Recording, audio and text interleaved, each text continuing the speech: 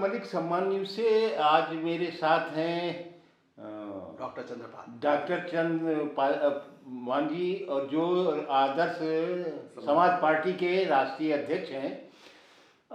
खास करके मेरा सामाजिक न्याय पर सवाल है। आप ये बताएं कि सामाजिक न्याय की जरूरत क्यों पड़ी।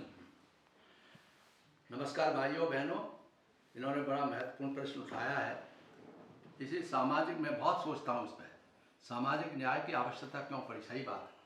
देखिए, अगर आप ऋग्वेद से देखें तो सामाजिक अन्याय तो वहाँ से शुरुआत हुई जब उन्होंने कहा पुरुषुक्ता जो है, पुरुषुक्ता उसमें है महामानव व सेक्रीफाइस, और उसमें से तमाम सब चीज़ बने, हवा बनी, सूरज बना, चांद बना, ये करा, और साथ ही साथ मनुष्य नहीं बना, समाज बना। और समाज में उन्होंने बनाया कि जो ब्राह्मण है वो ब्रह्मा के मुंह से पैदा हुआ, जो क्षत्रिय है वो हाथ से पैदा हुआ, और जो वैश्य है वो उधर से पैदा हुआ, और शूद्र जो है वो चरणों से पैदा हुआ। और उनके सबके अलग अलग मान्यता रही। उन्होंने कहा अधिकार क्या है, ब्राह्मण केवल पढ़ना लिखना और दान लेना दान देना, इसके अलावा ब्राह्मण और कोई काम नहीं करेगा। दान देगा, और दान देगा जब बहुत मालदार होगा तो किसी को देना चाहे दे दे, नहीं तो ब्राह्मण सब कुछ है, वो सब कुछ रहेगा। दूसरा क्षत्रिय है, उसका काम होगा केवल रक्षा करना, मारपीट करना, और युद्ध के बराबर ही युद्ध कैसे लड़ा जाए, कला रण कौशल कैसे सीखे जाए, वो उतनी शिक्षा प्राप्त करेगा। तीसरा वैश्य है, वो एग्रीकल्चर और व्यवसाय करेगा, खूब धन कमाएगा, उसका केवल धन पोषण है, और वो सारे ब्राह्मण व्यवस्था को पोषक करेगा। तीसरा जो है चौथा वो आपका चौथा है आपका शूद्र। और शूद्र के बारे में तो आप समझ लीजिए जितना कहा जाए उतना कम है। उसके खिलाफ उसको तो कोई अधिकार थे ही नहीं, उसकी सारी संपत्ति दूसरों की थी। ब्राह्मण कहता है कि मैं भूदेव हूँ, यानी औरों की औरतें भी मेरी महिलाएं हैं। तो ये यहाँ तक कहा गया। फिर उसके बाद आपका जो वो है चौथे वर्ण के बारे में, शिक्षा नहीं ले सकता, कुछ ऋग्वेद वगैरह के बारे में सुनना चाहे तो शीशा पे गला के डाल दिया जाएगा, उसको बोलेगा तो उसकी जीभ काट ली जाएगी। ब्राह्मण किसी लड़की से, शूद्र की लड़की के साथ बदतमीजी कर दे तो गंगा जल से धो धोआ के साफ कर लिया जाएगा, और दूसरा उल्टा अगर हो जाएगा तो उसके जूते काट लिए जाएंगे। मतलब अगर सवर्ण से काट कर दे, मतलब इनइक्वलिटी का जो लॉ था वो अन्यायपूर्ण लॉ था।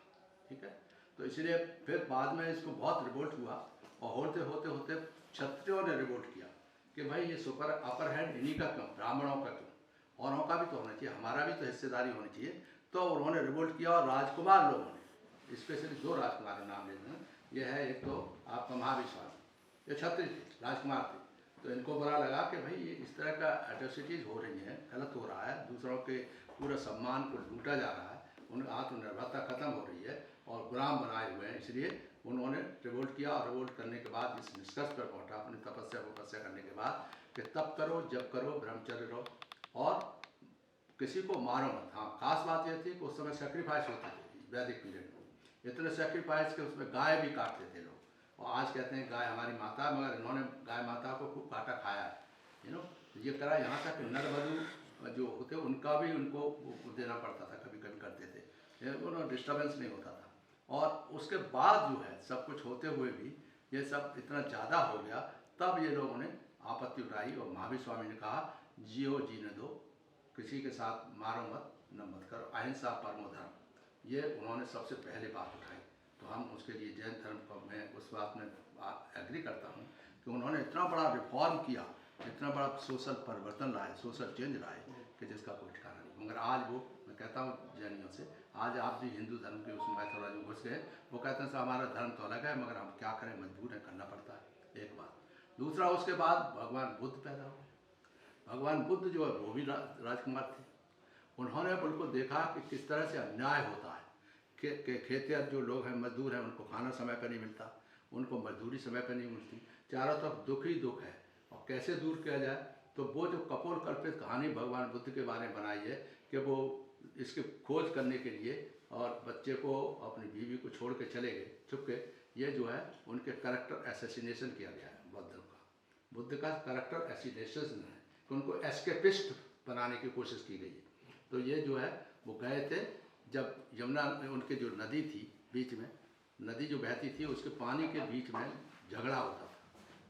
रिवर का पानी लेने के लिए इनके शुद्धोधन के घर वाले जो एक तरह के और उनके ससुराल के लोगों के बीच में झगड़ा हो रहा था। तो उन्होंने उस झगड़े को रोकने के लिए ये कहा कि मैं झगड़ा नहीं चाहता, अगर ये है तो मैं युद्ध नहीं चाहता, एंड वो चले गए। और चलने के बाद ये देखता कि भाई आखिरकार ये झगड़े भगड़े घर में क्यों होते हैं, प्रॉपर्टी के लिए दुख है, दुख का कारण कोई होगा। लोगों ने तो ये कहा कि भगवान बुद्ध का जो वो था कि साहब उन्होंने एक बुढ़ा देखा, एक बीमार देखा, एक मृतक देखा, एक जो तपस्वी देखा, उसके बाद उनका मन चला और छोड़ के चले गए। ये संभव नहीं है, क्योंकि मैंने तो डिलीट किया बुद्धिज्म पे। आप देखिए कि कैसे संभव है कि 29 साल पे जब वो गए थे तब तक उन्होंने कोई अपने बुढ़ा नहीं देखा, अपने माँ बाप को बुढ़ा होते हुए नहीं देखा, क्या अपने उन लोगों के घर में किसी की डेथ नहीं हुई होगी क्या? ये सब उनको दिखाने वाली बात है। उनका था कि वो बड़े ही दयालु हृदय के आदमी, छोटे बचपन से ही वो दयालुता का दिखाते थे और शांतपूर्वक ढंग से खेतियों में देखते रहते थे कि भाई ये गरीब लोग हैं, इनका दुख है, इनको बेचारों को समय पर खाना नहीं मिल रहा है, रोज भोजन नहीं मिल रहा है, इनका अन्याय साथ में होता है। तो उन्होंने एक रास्ता बताया कि दुख का कारण, और वो मध्यम मार्ग अपनाया। मध्यम मार्ग है, दुख का कारण क्या है, कारण निवारण का 4 उन्होंने बताया कि ये फॉर्मूला है। इसको अगर आप अष्टांगिक मार्ग है, मध्यम मार्ग है, अगर इस पर आप फॉलो करोगे तो आपको दुख नहीं होगा। उससे उन्होंने फिर बाद में ये भी कहा कि मेरे धर्म में जो आएगा वो सब समान हो जाएंगे। उन्होंने ये नहीं कहा कि जो बाहर है, जो बुद्धिस्ट है, वो भी समानता का अधिकारी है ना। उन्होंने भी ये कह दिया कि मेरे बौद्ध धर्म के बीच में जो आएगा, संग में रहेगा, बुद्धम शरणम गच्छामि, धम्मम शरणम गच्छामि, संगम शरणम गच्छामि, जो मेरे संग में आ जाएगा उसको तो समानता का अधिकार मिल गया, दिया उन्होंने, नारी को भी दिया, सबको दिया। मगर ऐसा समाज में वो नहीं आ पाया। उन्होंने जैसे ब्राह्मण की व्याख्या की, ब्राह्मण कौन है, तो उन्होंने बड़ा अच्छा उदाहरण एक गए, श्रावस्ती में रहते थे, 24-25 साल श्रावस्ती में रहने के बाद बरसात सीजन में वहीं रहते थे। तो एक बार वो जा रहे थे भिक्षा देने के लिए, तो रास्ते में वो एक ब्राह्मण मिला। उस ब्राह्मण का घर था, वो अपना पूजा पाठ कुछ कर रहा था। उसमें उसने कहा, हे शूद्र, यानी तथागत को उस ब्राह्मण ने कहा, ए शूद्र, stop, don't proceed further, otherwise you will spoil my religious affairs. तो भगवान बुद्ध ने सुना नहीं और आगे चले। जब और आगे चले तो फिर जोर से टॉप ऑफ द वॉइस पे चिल्लाया, कह रहे आप वो Shudra, you did not stop there. फिर उन्होंने कहा, Brahmin, do you know who is Shudra? तब फिर उन्होंने शूद्र की डेफिनेशन दी है, बड़ा इंटरेस्टिंग, उनको पढ़ने की जरूरत है। उन्होंने तो आइडियल जिसे कहते नहीं है, समाज में आदर्श समाज बनाने की, आदर्श मानव बनाने की शिक्षा दी है। क्या कहा उन्होंने कि जो आदमी अपने माँ बाप की सेवा नहीं करता, दुखी करता है, वो शूद्र है। जो आदमी किसी के द्वारा खाना खिलाने जाए और वहाँ उसके खाने की बुराई करता है, उस महिला की तारीफ नहीं करता, वो शूद्र है। और जिसने बुलाया है उसको दोबारा अपने यहाँ नहीं इन्वाइट करता, वो शूद्र है। उन्होंने ये कहा जो दूसरों की संपत्ति हड़पता है, मरे हुए के बॉडी से लूट के चला जाता है, वो शूद्र है। जो झूठ बोलता है, चोरी करता है, किसी को मारता है, पीटता है, सच्चा बोली करता है, वो शूद्र है। तो तमाम बातें उन्होंने कि शूद्र की डेफिनेशन बहुत लंबी दी है। और लास्ट में उन्होंने कहा कि ब्राह्मण कौन है, तो ब्राह्मण के बाद में nobody is Brahmin by worth, but nobody only Brahmin is by worth, WORTH, है ना। वो वर्थ से नहीं है, जन्म से नहीं है, मगर वर्थ से है। आज तक कहीं भी, इतने साल हो गए भगवान बुद्ध के धर्म को भी अपनाए हुए, लोगों ने अपनाया, फिर नष्ट हुआ, फिर अशोका आए, अशोका ने भी बहुत धर्म की लड़ाई लड़ी और तमाम 84,000 स्तूपा बनाए, सब कुछ है।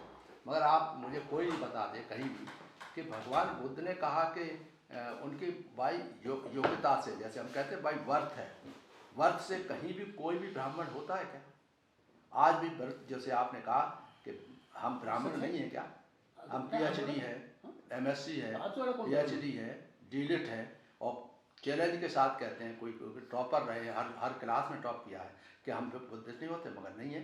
सारे जीवन भर ये सुनने को मिलता रहा। दलित IAS ऑफिसर ने कहा, तो मैं कहता हूँ मैं अकेले, मुझे गाली मिलती नहीं, बहुत अलग बात है। मगर क्या आपके जो आपने प्रेसिडेंट थे KR नारायणन साहब, बड़े विद्वान थे, वो गए वहाँ इसमें फ्रांस में, तो वहाँ के हमारे जैसे IAS ऑफिसर या IFS ऑफिसर ने इंट्रोड्यूस कराया कि he is the first untouchable president of India. आप इमेजिन करिए, शर्म की बात नहीं है। ये प्रेसिडेंट ऑफ इंडिया को कहा जा रहा था is first untouchable president of India है। उसी तरह से जब चीफ जस्टिस बालाकृष्णन बने तो उनके बारे में पेपर टाइम्स ऑफ इंडिया लिखता है कि he is the first Dalit chief justice of India. ये शर्म की बात है कि नहीं है? ये सामाजिक न्याय, ये देश है। देश में अभी भी योग्यता के आधार पर कोई चीज़ नहीं है, जैसे भगवान बुद्ध ने कहा। मैं ये कहना चाहता हूँ कि उन्होंने रीडिफाइन किया, मगर ब्राह्मण व्यवस्था पे कोई उस तरह मतलब क्रांतिकारी परिवर्तन नहीं किया। उन्होंने कहा सब बराबर है, मेरे धर्म में आ जाए, मेरे उसमें आ जाए, संघ में आ जाए। तो आज भी यही है कि जो बौद्ध धर्म के लोग, जो मानने वाले लोग हैं, सब चमार धोबी धानुक हैं। उनसे उनमें मालूम है कि ये सब वही लोग हैं, इसीलिए कोई परिवर्तन होने का नहीं है। उनकी घृणा उनके दिमाग में रहती है, बुद्ध है तो मतलब चमार होगा, बुद्ध है ये वो होगा। तो इसलिए परिवर्तन नहीं हो पा रहा है। सामाजिक न्याय समिति, सामाजिक न्याय की लड़ाई नहीं हो पा रही। आप देखिए, सामाजिक न्याय समिति के लिए राजनाथ सिंह जी जिम्मेदार। मैं नाम तो कह चुका हूँ कई बार। राजनाथ सिंह जब प्रमुख सचिव राजस्थान में यहाँ, तब इन्होंने एक सामाजिक न्याय समिति बनाई थी।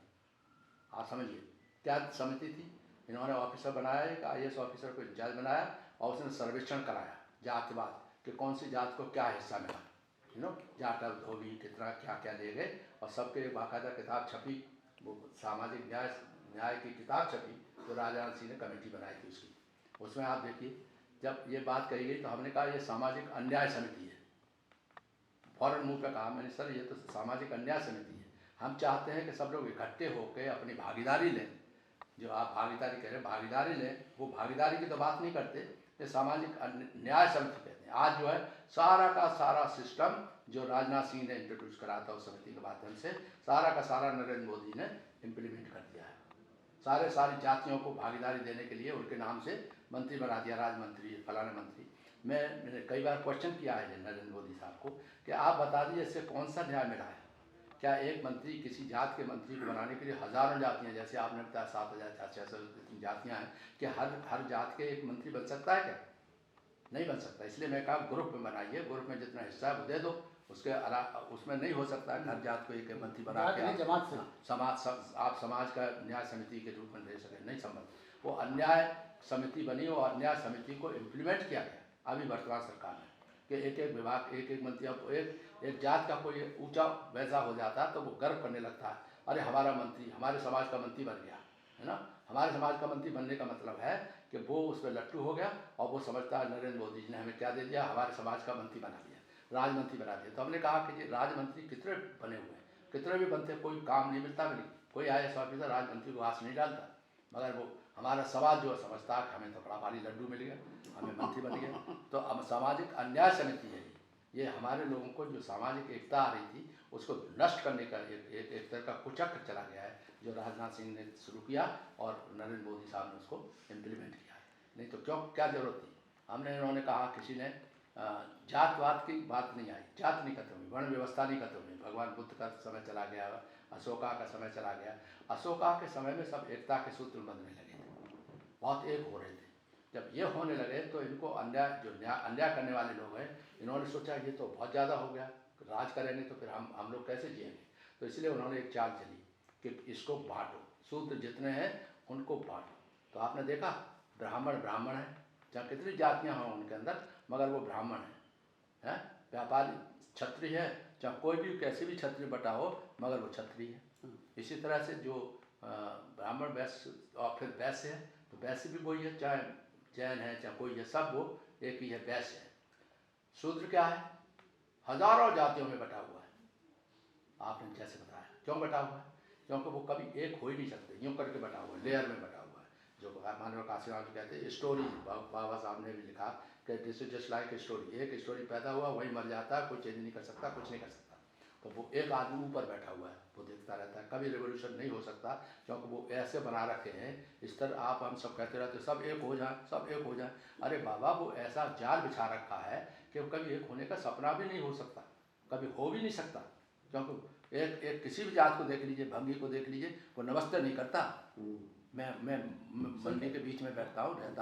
वो झाड़ू लगाने वाली लेडी हमें रोज देखती है, मगर आदमी हमसे एक लेडी ने मालूम पड़ गया कि हम भी शू कास्ट के हैं, तो नमस्कार करने लगी। नहीं, कोई सवाल ही नहीं उठता कि किसी तरह का व्यवहार करें। ये जात के बारे में कहना है। तो जो शूद्र वर्ण को बांटा गया उस समय, वही आज स्थिति इन्होंने किया है। आज इन्होंने कहा एकता के सूत्र में बंध गए अगर, तो हमें जो उड़ा देंगे, इसलिए आप चिल्लाते रहिए। जात तो अलग है ना, आप बात करके देखिए। आप देखिए कौन, हम बड़े गर्व के साथ कहते थे कि ये जो शाक्य वंश के थे भगवान बुद्ध हैं, तो उन्हें शाक्य लोग एक होंगे। शाक्य लोग कितने हैं आप देखिए, क्या है, बड़े गर्व के साथ कहते हैं कि हम कुशवाहा हैं। और वो एक कुशवाहा है जो इतना लंबा चौड़ा टीका लगाएगा जैसे सबसे बड़ा ब्राह्मण यही है। तो ये सामाजिक न्याय के लोगों की जो जिनको पक्ष होना चाहिए वो सब उनके साथ खड़े हुए हैं। जो अन्याय करने वाले हैं, जो अन्यायी सरकार है, हर चीज़ में अन्याय करती है। माननीय मुख्यमंत्री के बारे में हमने कहा, प्रधानमंत्री के बारे में कहा, देखा आपने एक पंडित ने गाली दी, कांग्रेस का नेता था बहुत बड़ा, उसने क्या किया, ये जो नीच जात के हैं, ये नीच जात के हैं माननीय प्रधानमंत्री। तो ये किसी जाके वहाँ नहीं कहा, हमने कहा कोई रिएक्शन होगा, कोई जेल भेजेंगे कि उसने ऐसी जात के आधार पर गाली दी, कुछ नहीं किया। एक पब्लिक मीटिंग में अपने दिखा रहे हैं आंखों से आंसू लाते हुए, मुझे जो है अछूत, मुझे वो कहा, नीच जात का कहा, ये कहा, मेरी माँ को गाली दी। तब मैंने फ़ौरन ही कहा, मैंने माननीय प्रधानमंत्री जी, जब आपको एक बार नीच कहा तो आपके दिल में दर्द हुआ और आप समाज के सामने रोए। हम रोज़ गाली सुनते हैं, रोज़ाना सारा जीवन में सुनते हो गया, हमारे लिए कुछ नहीं अंदर पड़ा। आपको कभी देखा? क्यों नहीं आप एक एक्ट लाते हैं और फौरन जात व्यवस्था खत्म करें, और जो जात व्यवस्था करता है उसको जेल भिजवाओ, तब हम समझें कि आप अच्छे प्राइम मिनिस्टर हैं। तब आप कहेंगे कि आप जात के नाम घृणा करते, हम घृणा करते हैं, हमको बुरा लगता है। सारा जीवन में सबसे टॉपर रहे, फिर भी जात है, दलित है, और कुछ कर ही नहीं सकते, तो ऐसे कैसे काम चलेगा? तो हमने जात तोड़ने का सब रास्ता बताया कि आर्टिकल 17 चेंज करो। आर्टिकल 17 में कहो whosoever practises casteism he will be punished. वहाँ अनटचेबिलिटी है वर्ड, आज उसे कास्टन लगाओ, जैसे whosoever practises casteism he will be punished. दूसरा, all titles are hereby abolished, article 18 उसमें हटाओ, all surnames including caste surname should be abolished. एक दिन प्राइम मिनिस्टर बना दो मुझे, या पार्लियामेंट में पहुँचा दिया होता तो अब तक बदल कॉक रख दूंगा जिस दिन होगा था। अदरवाइज केवल भागीदारी सब एक हों, कैसे होगा? अकलमंद लोगों को साथ लो। इसलिए मैं चाहता हूँ कि जो सामाजिक न्याय के लोग हैं जिनमें अकल है, सामाजिक न्याय के तो सभी लोग कहते हैं अपने को, अकल भी तो होनी चाहिए। अकल के अनुसार सब इकट्ठे होकर लड़ें तभी हो सकता है। इकट्ठे होना संभव नहीं है, क्योंकि वो कहेगा ये काशी है, वो कहेगा कुशवाहा है, वो कहेगा ये तेली है, ये फलाना है, और हर एक अपने अपने जात पर गर्व करता है। Caste has Everest everything, caste है आपका सेल्फ रेस्पेक्ट खत्म कर दिया, कास्ट ने आपकी जो भी प्रोग्रेसिव आइडियाज हैं वो सब खत्म कर दिए, गुलामी वाली वो भर के रख दिया है, और कुछ नहीं, सब गुलाम है। अब हम कितने भी कुछ कहते रहे, हम हैं तो जाकर मेरे प्रचार करने गया था मेरा गुरु आगरा से, वो आप जाइए गांव सेमरा, 2009 में जब मैं इलेक्शन लड़ रहा था तो वहाँ बहुत बड़ी भीड़, तो वो लोग एक प्रोफेसर थे हेड ऑफ द डिपार्टमेंट, हमारे आगरा कॉलेज में केमिस्ट्री पढ़ाते थे, अब हमारे साथ हैं। तो वो और एक हमने पद्म श्री दिला दी थी, ठाकुर या वो हैं डॉक्टर थे, उनको दिलवा दी थी। अब दोनों लोग अपने गांव में सेमरा गए 2009 में हमारे प्रचार में, हमको बाद में बताया उन्होंने, अभी बताया पिछले इलेक्शन में। तो जब चंदपाल जी वहाँ देखा कि तमाम भीड़ तो आई हुई आपके लिए, और सब कह रहे हैं वो तो बहुत ही अच्छे थे, हमको हमेशा मिलते थे, हम घर जाते थे तो 5 बजे भी खोल देते दरवाज़ा, और रात कभी भी काम करते हैं, ये सब बना हुआ है। उन्होंने तहसील बनवाई, हमारा ये कराया, हॉस्पिटल बनवाया, ITI बनवाया, जाने क्या कहने को बने, उन्होंने बड़ी तारीफ करी। मगर एक आदमी खड़ा हो गया, कौन? ठाकुर छत्री, वो चतुर था कोई, वो खड़ा होकर कहता सूखा साका सा कि मगर साहब वो जाटव तो हैं, बस जब सन्नाटा छा गया, सारा किया वो नाश खत्म कर। तो आप कुछ भी करते रहिए, आप जात के आधार पर, मैं भोगी हूँ, मायावती जी के चक्कर में मैं जाटव समझ के मुझे किसी ने कोई वोट नहीं दिया, मालूम है? इतना सब होते हुए मैं जाता था तो हज़ारों के लोगों की लाइन लग जाती थी माला डालने के लिए, 20-20, 21-21 गेट बनाए जाते थे आगरा में कि मैं आया हूँ, कर्मचारी अधिकारी का एसोसिएशन, ये जानते हैं सब, इतिहास जहाँ गेट बना लिया। आज क्या है, आज समझते हैं कि हमने मायावती के पार्टी बना करके हमने बड़ा बड़ी अपराध किया। तो अभी किसी ने कहा हमसे कि आप कुछ क्लियर करिए, तो हमने कहा मैंने भैया ये ऑन ओथ कह रहा हूँ जो मायावती के हमारे रिलेशन है और शुरू से आखिर तक कहा है। मैं वो आदमी हूँ जो मुलायम सिंह यादव की रक्षा की कि उनको नहीं हटाया जाना चाहिए, कोई ज़रूरत नहीं है। अभी मैं मिड टर्म पहले कि मैंने वो उन्होंने भी हमारा संरक्षण नहीं दिया, उन्होंने भी हमारे साथ अन्याय किया। हमारी बीवी को 2-3 बार MP का इलेक्शन भी दिया रात के 10 बजे टेलीफोन कर करके, और साथ भी नहीं दिया। ये मेरा जो आरोप है उनके ऊपर, इसलिए क्योंकि उनको तो करना चाहिए। जब आपने टिकट दिया है तो उनको बिना बात के उनको घुटने टूट गए हैं, लड़ गए उसमें। तो ये मेरे और कोई नाराज़गी नहीं है, मैं मानता हूँ उनको अच्छा भाई, मगर ये वाली बात हम नहीं समझ सके कि ऐसा क्यों किया, हम लोगों को क्यों किया। हमारे समाज, हम कोई IAS थे, तुम्हें आई, फिर मायावती जी को बुलाया तो मायावती के हमको ऑफर किया, हमने मना कर दिया कि हमें नहीं बनना है, वही बनेंगी जो नेता हैं, हम थोड़ी नेता हैं IAS के। हमने सेक्रीफाइस किया और उल्टा हमारे ऊपर आ रहा है कि साहब हमने वोट काटने वाले हुए। यानी ये पहले इलेक्शन में 1,000 वोट मिले, मानो 3 लाख जाट है आगरा में, नहीं दिया। दूसरी बार 2,000 वोट मिले, तीसरी बार 3,000 वोट मिले। आखिरकार मैंने किसी से पैसा नहीं लिया, कोई कर्ज नहीं खाया, किसी का लिया नहीं है, अभी भी नहीं ले रहा हूँ, एक पैसा नहीं लिया। अपने पेंशन से जीवन की जो मेहनत थी उसी के आधार पर मैं लगाता हूँ। उसके बाद भी मेरे ऊपर ये आरोप लगाया जाता है। तो हमने कहा मायावती वो कहते हैं कि आप बहन जी नहीं कहते उनसे। मैंने बहन जी तो वो सारे देश की हैं, एक आधा आदमी समझदार है जो कहेगा बहन जी, काहे के लिए बहन जी। उनके लालजी टंडन बहन जी भैया थे, उनका मानी पुनिया जी भैया थे, उन्हीं की लड़की की शादी में गए और हमारे में तो कभी आए नहीं।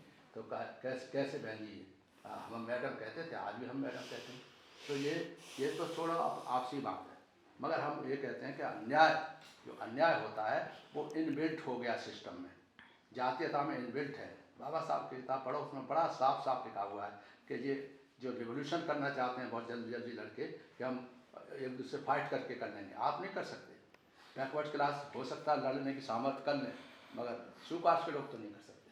वो तो बेचारे रोजाना हैंड टू माउथ रहते हैं, रोजी रोटी करते हैं, कमाने के खाते हैं, मेहनत करते हैं, उनको वो तनख्वाह भी नहीं मिलती जो मिलना चाहिए। वो तो कोई रिवोल्यूशन कर नहीं सकते।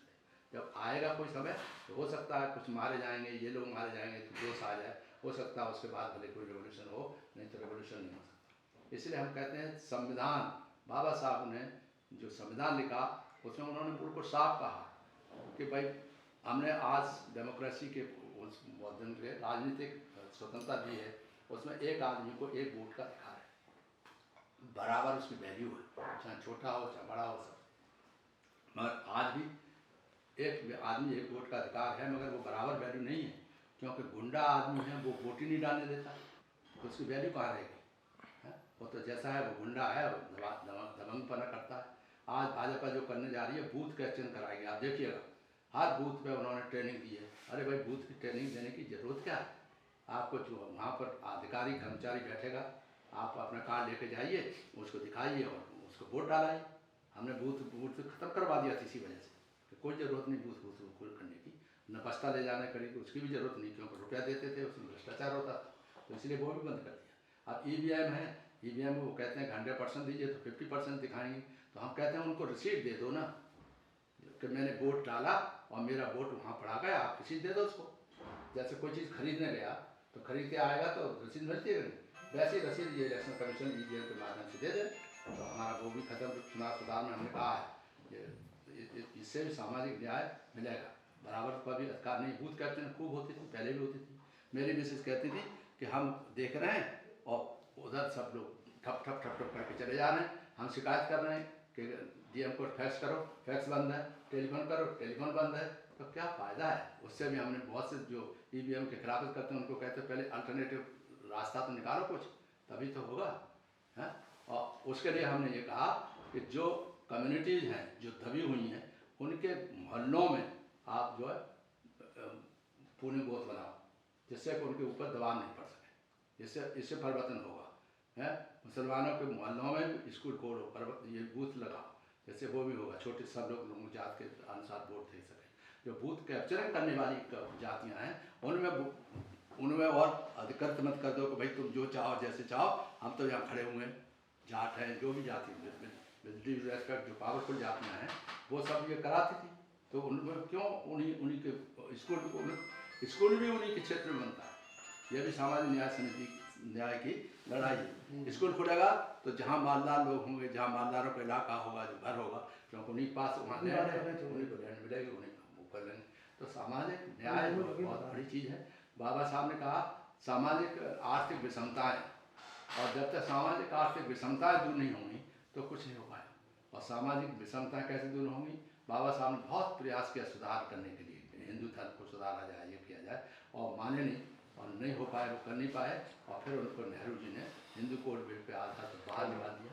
और महसूस लोगों को कि हमने इतना मेहनत किया, उसको निकाल, इतना कष्ट हुआ होगा, मैं समझ सकता। काय के लिए? नारी के लिए, केवल नारी के सुधार के लिए, हिंदू कोड बिल को लाने के सुधार के लिए उन्होंने किया था, मगर उन्हें हटाना पड़ा। सामाजिक न्याय की लड़ाई लड़ने वाला योद्धा उसी समय मर गया जब उसको 2 बार हारना पड़ा। समझा? तो आप किस बात की न्याय की बात करते हो?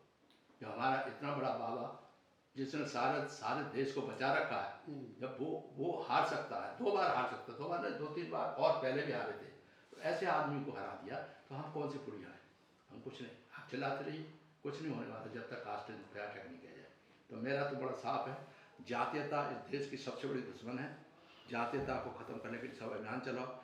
जात के आधार पर जो और डिस्क्रिमिनेशन होता है उसके लिए युद्ध लड़ो। दूसरा, जो वर्ण व्यवस्था जो बनी हुई है उसको पलटो। जब तक वो नहीं पलट में आएगी तब तक होगा। तभी हमने कहा, हम इसके माननीय मुलायम सिंह यादव के ज़माने में हमें उसका बनाया था धर्माधिकार का प्रमुख सचिव। उस धर्माधिकार में कोई नाराज़गी होगी ना, धर्माधिकार भेज दिया, ठीक है, कोई बात नहीं। क्या है, हमने उसमें भी जाके खुरापात की। हमने कहा जी आप हिंदू हिंदू हमें चिल्लाते हो, तो आप जो है वर्ण व्यवस्था ख़त्म करने के लिए प्रयास करो। दूसरा, हमने फाइल पे लिखा हुआ है, आप पूछिए, फाइल पे लिखा है हमने कि वो जो चार जो हैं शंकराचार्य, तो 4 शंकराचार्य को 4 भागों में बांटो, ब्राह्मण, क्षत्रिय, वैश्य और शूद्र, और फिर उनको रोटेट करो शंकराचार्य की जगहों पे। अब ये तो किसी को पसंद नहीं है, वो तो मोनोपोली केवल ब्राह्मणों की है। 4 शंकराचार्य होंगे तो ब्राह्मण होंगे, ठाकुर क्षत्रिय नहीं है। क्षत्रियों ने स्वागत किया था यहाँ हमारा रविंद्रालय में, वहाँ पर एक क्षत्रिय था, बड़ा जबरदस्त शंख बजा रहा था, बड़ा जबरदस्त भाषण दिया, बहुत बढ़िया भाषण दिया था। तो मैंने ये क्यों नहीं शंकराचार्य हो सकता? तो सारे क्षत्रिय बैठे हुए थे, सारे देश के क्षत्रिय बैठे हुए थे रविंद्रालय में। 2019 की बात है, कब की बात है, और कुछ नहीं, कोई असर नहीं, वो सब चमचे बने हुए हैं। कारण मैं पूछता रहता हूँ ठाकुर लोगों से कि उनका क्या फरसा, उनका फरसा चलता है कि फरसा दिखाते हैं, परशुराम फरसा दिखा रहे हैं। और परशुराम फरसा किसने करा? ये परशुराम फरसा दिखा दिखा के अब आपके बीएसपी के जो नेता है वो परशुराम फरसा दिलवा रहा बहन जी को, है। और वो क्या होता है, वो त्रिशंकु है, क्या त्रिशूल दिलवा रहे हैं, कभी कुछ प्रेजेंट कर रहे हैं, कभी किसी की मूर्ति दे रहे हैं। इससे सामाजिक न्याय लड़ाई लड़ी जाएगी।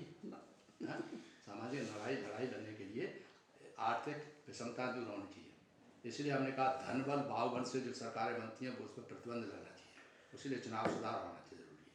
हमने कहा उसके बिना कोई संभव नहीं है। वो धन बल वाले हैं, शराब पिलाते हैं, ये करते हैं, वो करते हैं, वोट खरीदते हैं, खरीद लेंगे, करते डराते धमकाते हैं। तो धन बल बावल वाली जो सरकार है वो आपकी कभी खोल नहीं सकती। इसलिए अच्छे आदमी की सरकार बनाइए। दूसरा, धनबल बावल के अलावा हमने क्या वो जातीयता और धर्मांधता जो इस पर होना चाहिए, उसके आधार पर इलेक्शन नहीं होना चाहिए, इसको दूर करना चाहिए।